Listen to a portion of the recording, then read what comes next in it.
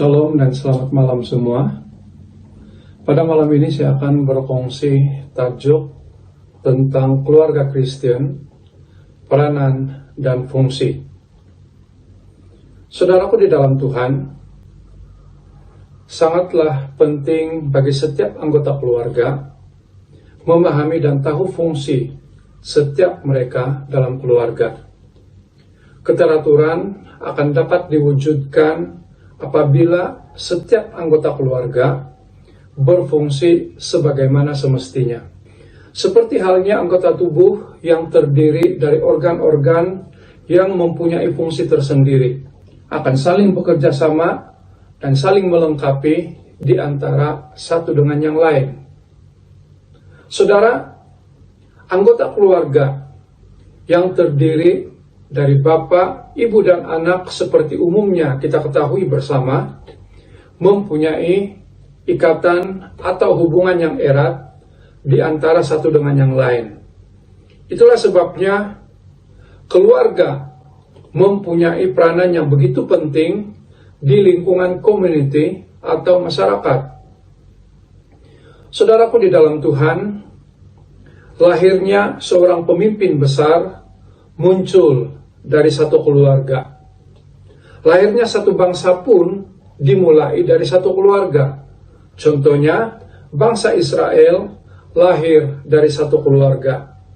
Yakub menjadi Israel ketika memenangkan pergulatan dengan Allah. Melalui satu keluarga, Allah melaksanakan rancangannya di dunia ini untuk menggenapi bahagian dari rancangannya. Saudaraku di dalam Tuhan, Allah menghendaki keluarga yang kuat dan utuh, serta hidup menjadi kesaksian dan teladan bagi anggota keluarga lainnya.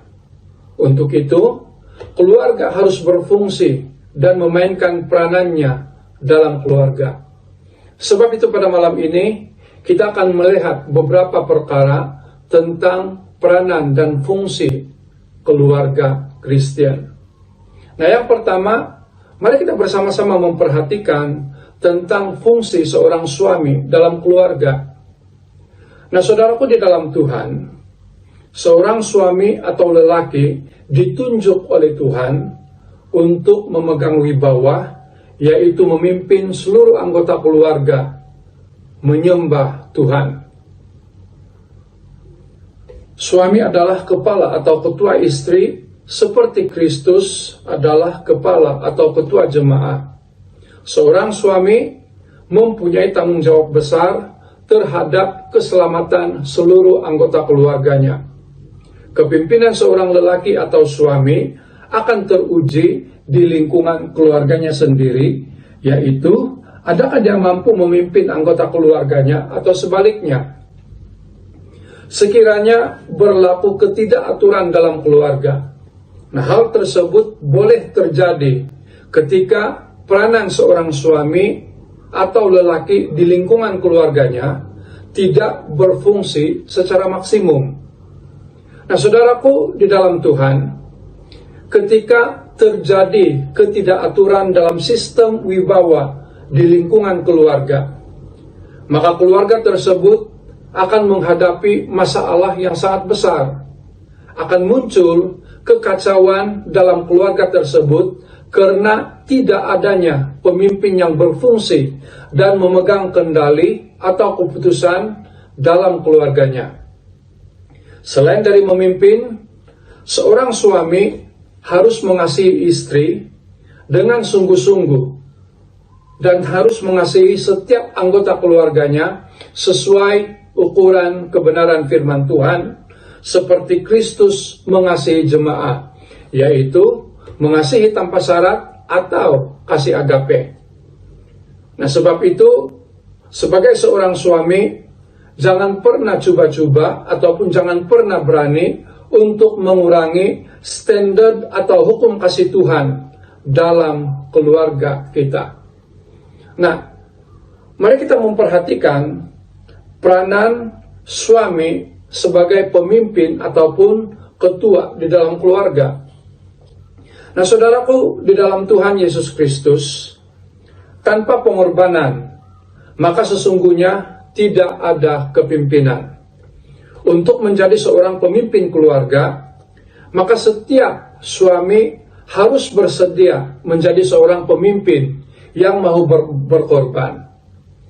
Nah, berkorban di sini artinya menjadi yang pertama dalam segala hal. Seorang suami harusnya selalu menjadi yang pertama dalam konteks hubungan yang sepadan dengan istrinya. Atau paling tepat, dalam hubungan sebagai suami dan istri.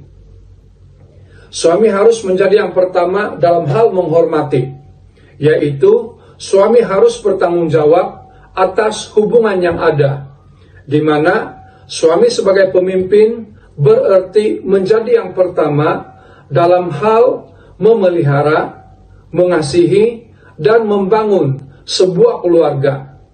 Seorang suami harus memperhatikan keperluan, kesucian, dan pertumbuhan istrinya sebagai pribadi.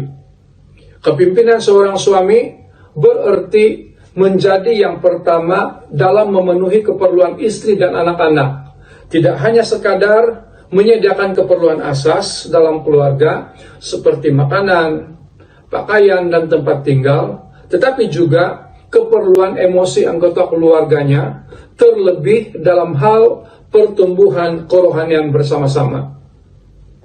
Saudaraku di dalam Tuhan, seperti Kristus mengajarkan bahwa seorang pemimpin pada saat yang sama juga adalah seorang pelayan, maka untuk menjadi pemimpin sesungguhnya adalah kesediaan menjadi pelayan. Seperti Kristus mengajarkan bahwa seorang pemimpin pada saat yang sama juga adalah seorang pelayan. Maka menjadi pemimpin sesungguhnya adalah kesediaan menjadi seorang pelayan. Seperti Kristus yang datang ke dunia bukan untuk dilayani, melainkan untuk melayani.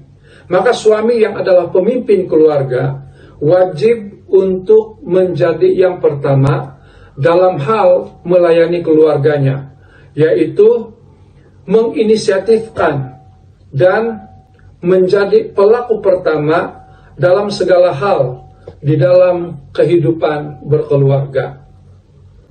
Saudara, menjadi lelaki atau menjadi seorang suami, bahkan jika dipercaya untuk menjadi seorang bapa, itu adalah panggilan atau tugas yang mulia. Pada masa yang sama adalah peranan ataupun tugas serta tanggung jawab yang besar yang perlu dipikul oleh setiap lelaki dalam keluarga, yaitu menjadi seperti Kristus dalam hubungannya dengan gereja. Nah, yang kedua, malam ini mari kita bersama-sama memperhatikan tentang fungsi seorang istri di dalam keluarga. Nah, saudaraku di dalam Tuhan, seorang istri mempunyai peranan yang penting dalam kejayaan seorang suami. Peranan seorang istri sebagai penolong dalam keluarga merupakan kekuatan bagi suaminya. Untuk itulah, seorang istri harus menyadari kedudukan dan tidak mengambil alih bagian yang sudah ditetapkan oleh Tuhan untuk suaminya. Sikap tunduk ataupun taat kepada suami harus diwujudkan dalam lingkungan keluarganya dengan cara memberi rasa hormat kepada suaminya sebagai kepala ataupun ketua di dalam rumah tangga. Nah, saudaraku di dalam Tuhan, sebagai seorang istri, jangan pernah mempunyai sikap merendahkan suami, walaupun pada akhirnya seorang istri mendapati bahwa banyak kekurangan dalam diri suaminya. Karena kehadiran seorang istri dalam keluarga adalah untuk melengkapi apa yang kurang dalam anggota keluarganya, termasuklah kekurangan yang ada di dalam diri suaminya. Nah, sebab itu, sebagai seorang istri, berikanlah layanan yang terbaik bagi keluarga Anda untuk menciptakan rasa aman dan nyaman bagi seluruh anggota keluarga. Nah, mari kita perhatikan bersama-sama peranan istri sebagai penolong. Nah, bagaimanakah seorang istri dapat memenuhi rancangan Tuhan di dalam kehidupannya? Dan bagaimanakah seorang istri menjalankan ataupun melaksanakan peranannya sebagai penolong bagi suaminya? Nah, saudara, di dalam kitab Kejadian 2 ayat yang ke-18 dikatakan demikian. Tuhan Allah berfirman, tidak baik kalau manusia itu seorang diri saja. Aku akan menjadikan penolong baginya yang sepadan dengan dia. Nah, saudaraku di dalam Tuhan, kutipan firman Tuhan ini memberikan penegasan pada kita bahwa suami istri mempunyai kedudukan yang sama dalam keluarga di hadapan Tuhan. Selama ini yang kita ketahui adalah istri itu penolong, dan inilah yang selalu ditekankan dalam berbagai pengajaran yang ada hubungannya dengan keluarga. Sedangkan kalau kita memperhatikan ayat firman tersebut, jelas mengatakan bahwa istri adalah penolong yang sepadan bagi suaminya. Artinya, suami istri merupakan tim yang harus kuat dalam menata serta membangun sebuah rumah tangga. Nah, saudaraku di dalam Tuhan, dalam pandangan dunia, terutamanya kebudayaan timur, wanita sering dianggap lemah. Bahkan peranannya dalam masyarakat dan juga keluarga dianggap kurang penting berbanding dengan lelaki.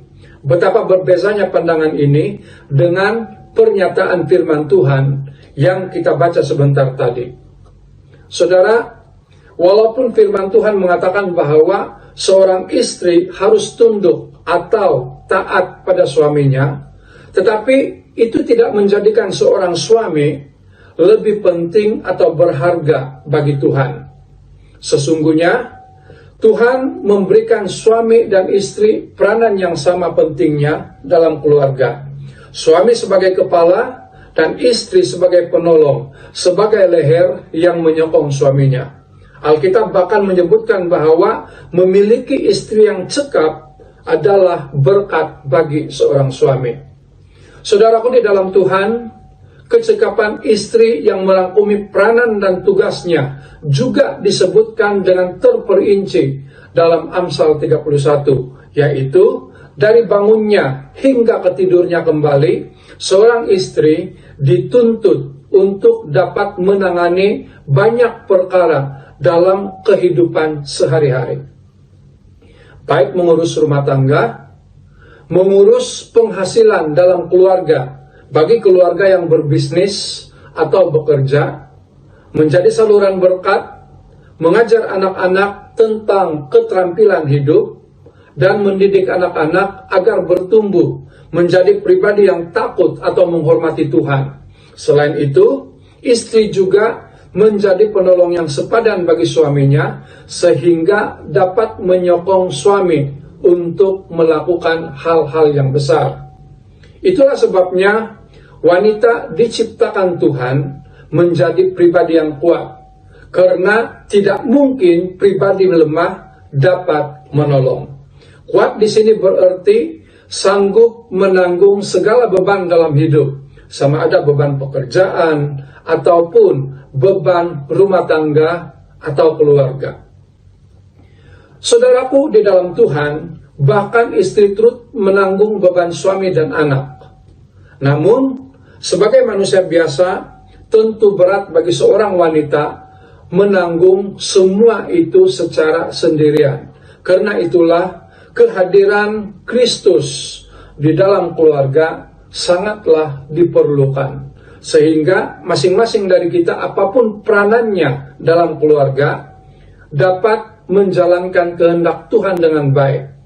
Apabila seorang istri berjalan sesuai dengan firman Tuhan, maka kesatuan rumah tangga dan damai sejahtera Allah akan dinyatakan dalam keluarga.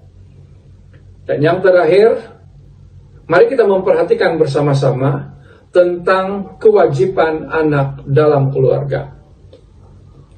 Saudaraku di dalam Tuhan, kewajiban seorang anak dalam keluarga adalah belajar mentaati orang tua ataupun ibu bapa dalam segala hal, karena itulah yang indah bagi Tuhan.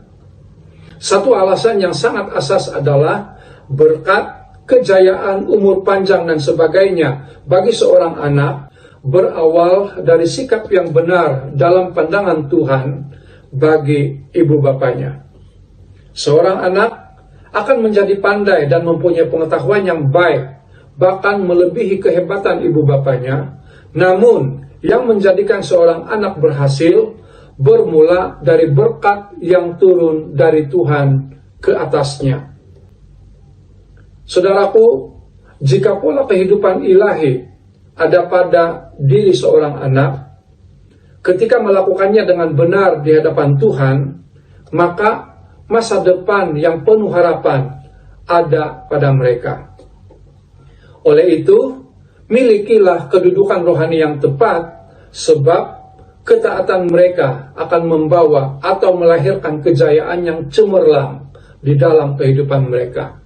Nah, saudara, saya tidak akan berbicara tentang apakah peranan seorang anak di dalam keluarga, tetapi di dalam konteks ini saya akan berbicara tentang apakah peranan ibu bapak terhadap anak-anak di dalam pertumbuhan dan pendewasaan mereka. Nah, di dalam Efesus 6 ayat yang keempat, firman Tuhan berkata, "Dan kamu bapak-bapak, janganlah bangkitkan amarah di dalam hati anak-anakmu, tetapi didiklah mereka di dalam ajaran dan nasihat Tuhan." Dan yang kedua, di dalam Amsal 31 ayat 10, firman Tuhan berkata, "Istri yang cekap, siapakah akan mendapatkannya? Ia lebih berharga daripada permata." Saudaraku di dalam Tuhan, ibu bapak mempunyai tanggung jawab yang besar. Bapak adalah ketua keluarga, dan keluarga adalah taman asuhan bagi gereja, sekolah, dan masyarakat. Sekiranya bapak lemah, tidak bertanggung jawab dan tidak berkebolehan, maka keluarga, gereja, sekolah, dan masyarakat akan menanggung akibatnya. Bapak harus berusaha untuk menunjukkan buah roh, yaitu kasih, sukacita, damai, sabar, kelemah lembutan, kebaikan, iman, kesopanan, dan sebagainya. Dan hal ini kita dapat perhatikan di dalam Galatia 5 ayat yang ke-22 dan ayat yang ke-23. Saudara, seorang ibu juga mempunyai peranan yang paling penting dalam masyarakat. Mereka mempunyai pengaruh yang besar dalam membentuk sifat anak-anak mereka dan membentuk suasana hati dan perangai di rumah. Bapak harus berusaha sedaya upaya bekerja sama dengan istri dalam hal mendidik anak-anak. Ibu bapak Kristen mempunyai kewajiban moral untuk menyediakan model Alkitab tentang Kristus dan gereja melalui tingkah laku mereka. Hubungan perkawinan adalah analogi terhadap hubungan Kristus dengan gereja. Apabila ibu bapak tidak bersedia memimpin, atau jika mereka memimpin secara zalim, maka mereka akan memberikan satu gambaran palsu tentang Kristus bagi anak-anak mereka sendiri dan untuk dunia. Saudara, Tuhan memerintahkan semua ibu bapak Kristen agar rajin mengajar anak-anak mereka. Ibu bapak mempunyai tanggung jawab untuk mengajar anak-anak mereka mengasihi Tuhan dengan sepenuh hati. Mereka harus mengajar rasa takut ataupun menghormati Tuhan, pengabdian, dan penyerahan diri yang penuh kasih kepadanya. Oleh itu, penyembuhan atau latihan yang akan kita berikan adalah satu kejadian yang berterusan, yang proaktif, di mana kita mencurahkan kebenaran firman Tuhan kepada anak-anak kita dan mempersiapkan mereka untuk hubungan mereka sendiri dengan Kristus. Namun, pada akhirnya kita semua diberikan karunia untuk memilih dengan bebas. Ketika mereka dewasa, anak-anak kita harus bertanggung jawab atas diri mereka sendiri di hadapan Tuhan. Nah, saudara, sebagai kesimpulan di dalam perkongsian saya pada malam ini, saya mau mengatakan bahwa cintailah keluargamu, luangkan waktu, bersikap baiklah, serta melayani satu sama lain. Jangan beri ruang untuk penyesalan, sebab hari esok belum tentu ada dan hari ini sangat singkat. Kiranya Tuhan memberkati semua. Amin.